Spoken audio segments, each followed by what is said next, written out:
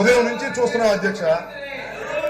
వారి బాధని ఈ పక్కన ఉన్నటువంటి బాధని మనం అర్థం చేసుకోవడంలో విఫలమయ్యామని అర్థమవుతుంది అధ్యక్ష.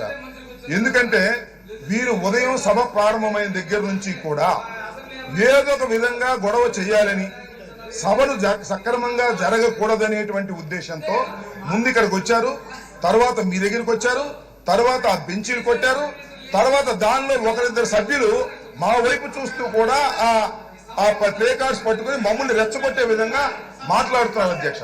వారి ఉద్దేశం ఏమిటంటే ఏదో ఒక విధంగా ఇక్కడ నుంచి సస్పెండ్ అయ్యి వెళ్ళాలి అనేటువంటి ఉద్దేశంతో వారు నిర్ణయించుకొని వచ్చారు. ఇది మాజీ ముఖ్యమంత్రి గారు, ప్రధాన ప్రతిపక్ష నాయకులు సభకు రాకోకుండా పారిపోయి వీళ్ళందరినీ పంపించి గొడవ చేయమని ఆదేశించి పంపినటువంటి విషయం మనకు అర్థమవుతుంది. వారి బాధను మనం అర్థం చేసుకోవడంలో విఫలమవుతున్నాం. వారి బాధ ఏమిటి? మమ్మల్ని సస్పెండ్ చేయండి, మేము పోతాం, మేము సస్పెండ్ చేయండి, మేము పోతాం, మేము సస్పెండ్ చేయండి, మేము చంద్రబాబు గారి దగ్గరికి వెళ్ళి లబోదివ్వమని గౌకేకలు పెడతాం అనేటువంటి మాటలు వారు స్పష్టంగా వారి బాడీ లాంగ్వేజ్ అర్థమవుతుంది అధ్యక్ష.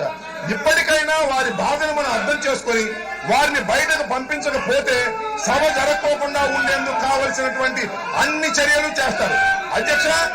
దానిలో ఒక సభ్యుడు ఇలా పట్టుకొని వచ్చి మా ముందు చూపించి మమ్మల్ని రెచ్చగొడుతున్నారు. మేము రెచ్చిపోతే ఏమవుతుంది అధ్యక్ష? ఇది సభా సాంప్రదాయమేనా? దీని మీద వారికి తక్షణ చర్య తీసుకోకపోతే ఈ సభని ఇష్టం వచ్చినట్టుగా వారు వాడుకోవడానికి ప్రయత్నం చేస్తారు అధ్యక్ష. సభ కూడా జరగనివ్వకోకుండా ఉండాలనేదే వారి ఉద్దేశం తప్ప మరొకటి కాదు అధ్యక్ష.